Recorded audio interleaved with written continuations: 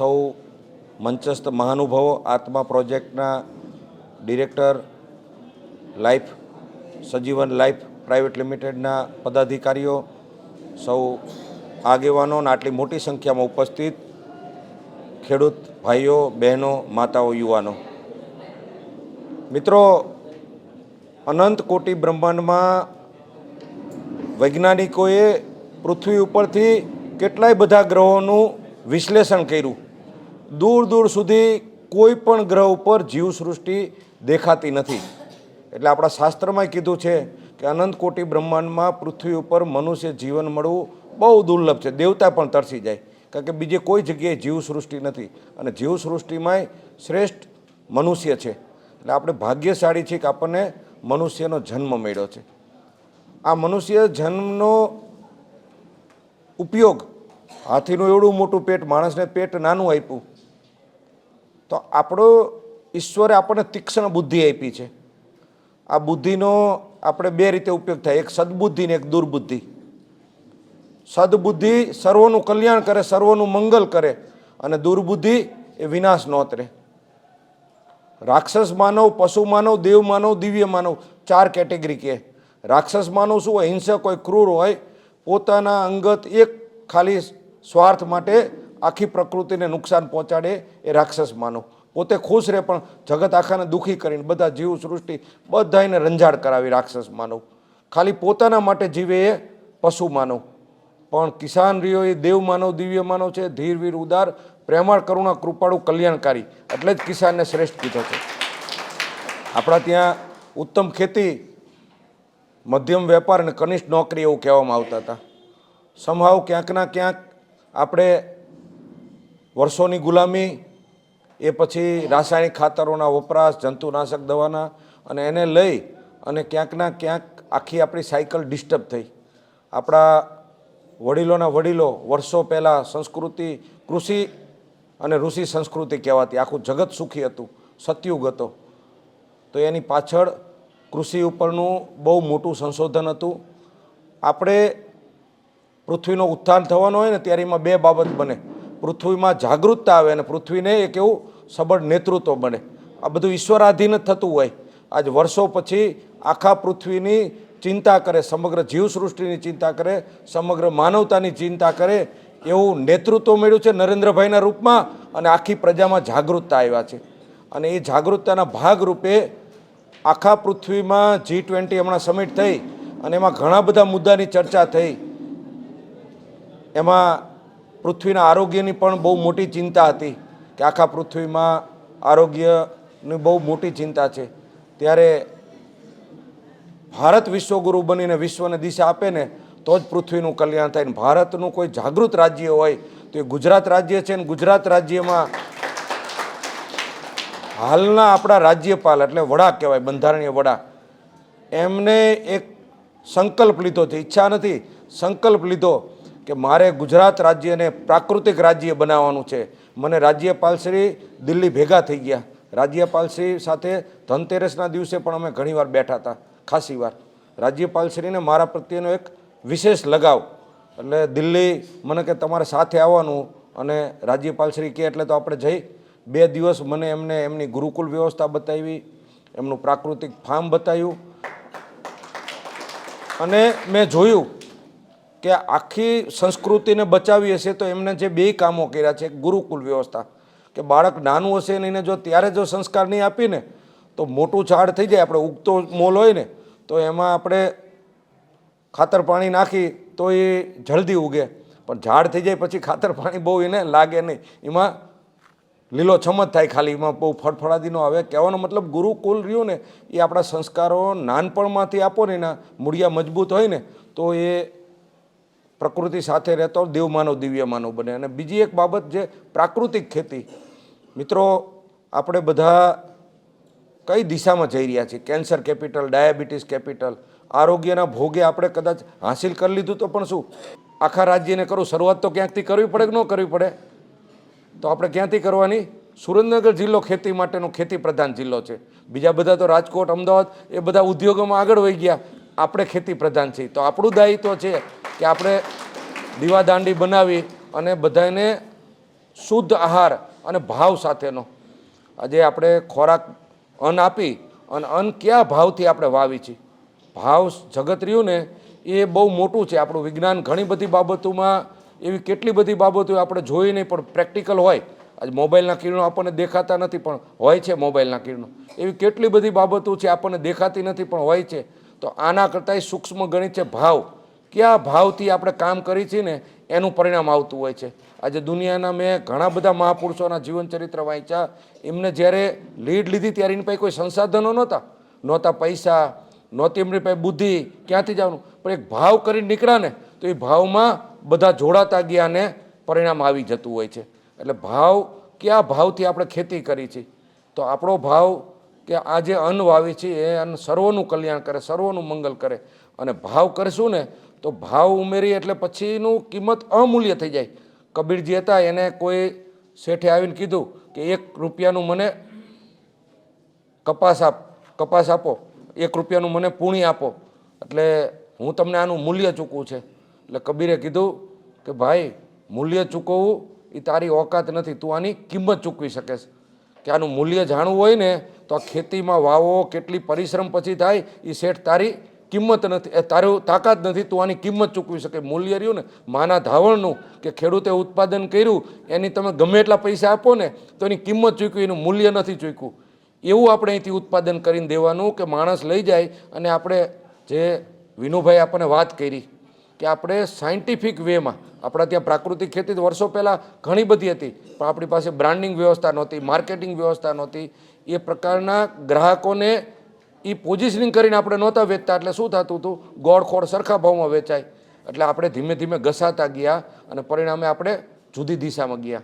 હવે એક વર્ગ એવો ઊભો થયો છે કે એને પૈસા સાથે કંઈ મતલબ જ નથી, એને પૈસા પૂરા આપવા છે, ત્યાં સુધી આપણી પ્રોડક્ટ પહોંચતી નથી.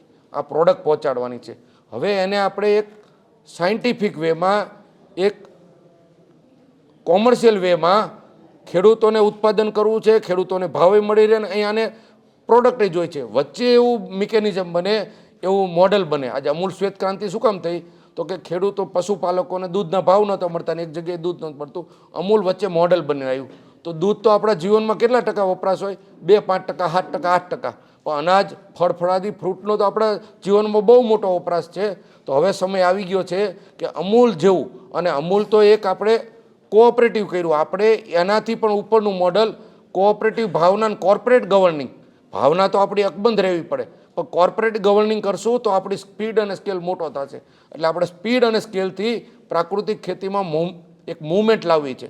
અને આ મૂવમેન્ટ આપણે ક્યાંથી શરૂ કરવાની, ચળવળ ધાંગધ્રાથી આપણે ચળવળ શરૂ કરવાની છે.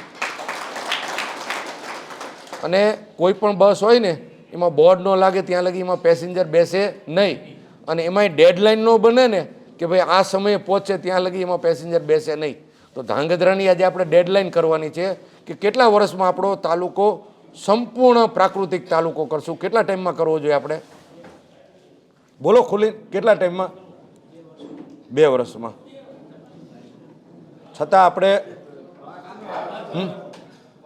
બીજું, જ્યારે બ્રાન્ડ પ્રોમિસ આપીને, બ્રાન્ડ પ્રોમિસ એટલે શું ખબર, 1000 ટાઇલ્સ હોય એમાં 1 ટાઇલ્સ ખરાબ નીકળે તો બ્રાન્ડ વેલ્યુ પૂરી. આપણે 2030 સુધીમાં સુરેન્દ્રનગર જિલ્લો પ્રાકૃતિક જિલ્લાનું આપણે લક્ષ્ય રાખી છે, એનું આપણે ધાંગધ્રાથી કરીશું. એટલે આપણે એક છોડ ઉગવામાં 5 વર્ષ થાય તો કરોડ છોડ ઉગવામાં 5 વર્ષ થાય. એટલે આપણે ધાંગધ્રા તો ચાલુ કરવાનું પણ સાથે સાથે બીજાને પણ જાગૃત કરી લેવાના. એટલે આપણો છોડ ઉગે ત્યારે બધા છોડ ઉગી જાય. એટલે આપણે 5 વર્ષમાં કરવાનું, 2030માં સુરેન્દ્રનગર જિલ્લો થઈ જાય છે. એટલે આપણે 27 મગજમાં રાખવાનું ધાંગધ્રા માટે. અને આ આપણે કરી શકશું. શું કામ કરી શકશું? કારણ કે આપણા પાસે વિનુભાઈ જેવા, જયેશભાઈ, હરિકૃષ્ણભાઈ, આવા ઘણા બધા લોકો આમાં જોડાયેલા છે. આને આપણે એગ્રીગેટ ઇન્ટિગ્રેટ કરવાના છે. હું પણ બધા પ્રકાર ખેતી કરી, વેપાર કરી, ઉદ્યોગ કર્યો, બધી જગ્યાએ કર્યું. એટલે મને સમજણ હોય કે વવાય ક્યાં, ત્યાં જલ્દી ઉગે ત્યાં. મેનેજમેન્ટ એવું કે પહેલું ફ્રૂટ કયું તોડવાનું, જે નજીકનું ફ્રૂટ હોય ને એ તોડવાનું. તો મેં કહ્યું તમારે કામ કરવા માટે સુરેન્દ્રનગર જિલ્લો એનાથી કોઈ સારો જિલ્લો નથી. અને એમાં તમારે ગણેશ માંડો હોય તો ધાંગધ્રા તાલુકો, મારું હળવદ, આનાથી આગળનું કોઈ ઓલું નથી. એટલે શરૂઆત તમે અહીંથી જ કરો. એટલે હું કોઈ પણ માણસ મને ગમે કે ને સૌજીભાઈ ધોળકિયા કે મારે તળાવ ઊંડા કરવાના છે, તો મેં કીધું મારા વિધાનસભામાં કરો. ગુજરાત રાજ્ય યોગ બોર્ડ કે મારે ગામે ગામ યોગ ટ્રેનરો બનાવવા છે, એને માનદ વેતન પણ આપે છે. પ્રજાને અર્લી રાઇઝર કરવી, વહેલા ઉઠતા કરવી છે, યોગા પ્રાણાયામ દ્વારા સાત્વિક વિચાર કરવી છે. તો મેં એમ એવું કર્યું, મેં કહ્યું ધાંગધ્રા હળવદથી શરૂ કરો. એટલે જેટલા પણ કંઈ કહે ને, હું એમ કહું 64 ધાંગધ્રા હળવદ તમારા બધા માટે. અને આ બધું હું કોના ભરોસે કહું છું? તમારા બધા ભરોસે કહું છું કે મારી પ્રજા જાગૃત છે. અહીં તમે સારી વસ્તુ લાવશો તો બહુ ઝડપથી સ્વીકારશે, બરાબર ને? તમારા બધા ભરોસે હું અહીંયા વાત કરીને આવું છું. એટલે આપણે સૌએ સાથે મળી એટલું ઝડપથી આપણે કામ કરવાનું છે, આનંદ મસ્તી સાથે, ગ્રોથ, હેપીનેસ સાથે ગ્રોથ, સર્વસ્પર્શી ગ્રોથ. એટલે આપણે તમામ દ્રષ્ટિએ ધાંગધ્રાને આપણે આદર્શ બનાવવાનું છે. ખેતી, આજે હું તો સરામાં અમે ખેતી કરતા ને, તો કચ્છી અને જુનાગઢવાળા આવ્યા ને પછી ખેતી કરતા હતા. પહેલાં તો આપણે શું કરતા હતા? એટલે આપણા બાપ દાદા 4 વાગે ઉઠી જાય, 4 મહિના મહેનત કરે, પણ આઉટપુટ તો 50 મણ બાજરો. તો એ ખેતી કચ્છ જુનાગઢવાળાએ એમ અમુક બાબતો પ્રાકૃતિક સાથે સાથે જે ભૌતિક ઇન્સ્ટ્રુમેન્ટો હોય એને પણ જોડવાના. આપણે કોઈ જડતાથી નથી કરવાનું. ઉત્પાદન કેમ વધે, સાત્વિકતા કેમ આવે, એટલે બધા પ્રકારનું ઇન્ક્લુઝન કરવાનું છે અને એને એક બહુ મોટી મૂવમેન્ટમાં કન્વર્ટ કરવાનું છે. અને હું મુંબઈ, દિલ્હી, બધી જગ્યાએ મારા ઘણા બધા મિત્રો છે. આપણું ઉત્પાદન બને એટલે ત્યાં બ્રાન્ડથી વેચશું એટલે આપણને ઘણું મોટું માર્કેટ મળી રહી છે. અને હું હમણાં ભૂતાન પણ જઈને આવ્યો. આખા પૃથ્વીનો હેપીનેસ ઇન્ડેક્સ ભૂતાનમાં સૌથી ઊંચો. આપણે ત્યાં સુખ, શાંતિ, આનંદની ઘણી બધી શિબિરો થાય. તો ભૂતાનવાળાએ એવું કે ભાઈ શાંતિના આનંદ માટેની થોડી શિબિરો હોય. આપણે તો કેટલી હદે દુઃખી થઈ ગયા, શાંતિ માટે થઈને કામો કરવા પડે, એ સ્થિતિ આવીને ઊભી રહી, કારણ કે આપણું ઘડતર એવી રીતે થઈ ગયું.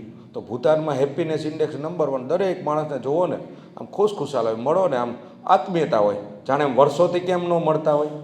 અને હું ઘણીવાર જોઉં ને, એક જ પક્ષમાં કે એક જ સમાજમાં કે એક જ સંસ્થામાં કામ કરતા હોય ને, તો આમ જાણે કેમ એકબીજાને ખટપટ જ કરતા હોય, મારા તારી આગા પાછી જ કરતા હોય, લાંબા ટૂંકી જ કરતા હોય. જેવા આગા પાછળથી આના કાનમાં આ નાખે, આના કાનમાં આ નાખે, તો પછી દુઃખી થવાનો ધંધો કર્યો. ઓલા માણસ રહી હેપી, એના મનમાં પેટમાં કંઈ પાપ જ નથી. અને આપણે રહ્યું પેટ નાનું, મનમાં કેટલું પાપ લઈને ફરે. પેટની ભૂખ હોય ને પાપ કરતા જ બરાબર, મનમાં અહંકાર કે આમાં કાંઈ ન નીકળે. એટલે આ બધું આપણે 360 ડિગ્રીએ બદલાવ કરવાનો છે. અને આ આપણે કરશું તો જ આપણું મનુષ્ય જીવન સાર્થક થયું કહેવાય ને. આપણને જે નેતૃત્વ મળ્યું છે, વડાપ્રધાન નરેન્દ્રભાઈ મોદી સાહેબ, આ દેશમાં કામ કરવું, આ દુનિયામાં કામ કરવું ને બહુ અઘરું છે. કારણ કે બધાને આપણે શું કે તુંડે મતી જુદી, આમાં તો કેટલી મતી હોય એ નક્કી જ ન થાય. અને ભાવ સતત બદલાતો હોય. સવારે સાત્વિક ભાવ હોય, બપોરે રાજસિક થાય, સાંજે તામસિક થાય, સેકન્ડોમાં ભાવ બદલાય. તો આ બધા વચ્ચે આ ભેગું કરવું ને એ બહુ અઘરું હોય છે. મેં આ 1.25 વર્ષમાં જોયું કે બધા જુદા જુદા પ્રકારના માણસો, આ બધું ભેગું કરું ના તો અને ક્યાંથી ચાલુ કરવું એ ખબર જ ન પડે, એવું ભેરાઈ ગયેલું હોય. એમાં મોદી સાહેબ એટલે આમાં વચ્ચે રસ્તો કાઢે છે. દુનિયામાં એટલું ભેળાઈ ગયેલું બધું, અને એના વચ્ચે એટલે તો એમની પ્રબળ ઈચ્છાશક્તિ, પ્રબળ સંકલ્પ શક્તિ. આવા લીડરે જ્યારે ગોવર્ધન ઉપાડ્યો ત્યારે આપણે શું કરવાનું? ટચલી આંગળી આપવાની છે. 1947 પહેલાં દેશ માટે મરવાનું હતું, શહીદી ઓરવાની હતી, કુરબાની આપવાની હતી. આપણા વડાપ્રધાન આપણને એવું કે દેશ માટે જીવવાનું, મરવાનો સમય ગયો, એટલું આનંદ કિલ્લોલ સાથે જીવવાનું. એટલે આત્મનિર્ભર ભારતમાં ઉત્પાદનો ભારતમાં જ કેમ બને, ઇમ્પોર્ટ ઓછું થાય. એટલે આપણી પાસે આપણે અત્યાર લગી દુનિયા આપણને ગ્રાહક તરીકે જ ઉપયોગ કરતા હતા કે માલ અહીં દઈ જાય, બનાવે એ બધા, કમાય એ બધા. અને આપણા છોકરા ટેલેન્ટેડ પાછા બુદ્ધિજીવીને એ લઈ જાય અને એનો ઉપયોગ કરીને આપણને દીધા કરે ને આપણું શોષણ કરે. એટલે વર્ષો પહેલાં જે અંગ્રેજોને, મોગલોને એ બધું થયું, પછી પાછું એમએનસી આપણને લૂંટી જતી હતી. સીધું તો ગ્લોબલાઇઝેશનમાં એમએનસીને ના ન પડી શકાય. આ બધી ઘણી બધી મર્યાદા હોય. એટલે મોદી સાહેબે લોકલ કંપનીને પ્રમોટ કરો, ગ્લોબલનો વિરોધ કરી નાખી, એ પણ ન પતે. અને આપણે ગ્લોબલનો વિરોધ, આંધળો વિરોધ પણ નથી કરવાનો, કારણ કે અમુક વસ્તુ આપણે નથી બનાવતા તો આપણે લાવવી પડશે. પણ ધીમે ધીમે આપણા બધામાં દેશદાજ એટલી હોવી જોઈએ કે મારા ત્યાં મારી દેશની બનેલી ગાડી, મારી ગુજરાતની બનેલી ગાડી હોય, મારું ગુજરાતનું બનેલું એસી હોય, આ બધી પ્રોડક્ટ હું કરશું. અને તો આપણો રૂપિયો જો અંદર ફરશે ને તો આપણી ઉન્નતિ બહુ મોટી થશે. એટલે આપણને રસ્તો મળી ગયો છે. 75 વર્ષ તો આપણે કયા રસ્તે હાલવું ને એ ખબર જ નહોતી. હવે આપણને રસ્તો મળી ગયો છે અને મોદી સાહેબે 2047ની ડેડલાઇન બનાવી નાખી છે. વિકસિત ભારત હશે, સંપૂર્ણ વિકસિત ભારત, અને વિશ્વગુરુ બન્યું હોય છે, વિશ્વને દિશા આપતું હોય છે, દિનહીન લાચાર ભારત નહીં હોય. અને આ આપણે જોઈને જવાનું છે. આપણે જો પ્રાકૃતિક ખેતી આ બધું નહીં કરી, યોગા પ્રાણાયામ નહીં કરી તો 47માં તો દેશ હશે, પણ આપણે હશું કે નહીં હશું એનું નક્કી નથી. એટલે આપણે પણ એમાં માટે 47 લગી અને ખાલી એમનેમ નથી જીવવાનું, તંદુરસ્તતાથી જીવવાનું છે. બસ સાથે મળીને આપણે કામ કરશું. અને અહીં સજીવન ટીમ છે. ભરતભાઈ, અમે તમને ગેરંટી આપી છે કે તમારા પૈડા બોલ ઝીલશું, તમારી સાથે પૂરક બનીને કામ કરશું, બધો સહયોગ કરશું. એટલી હું આપ સૌ વતી ખાતરી આપીને મારી વાત વિનંતી છું.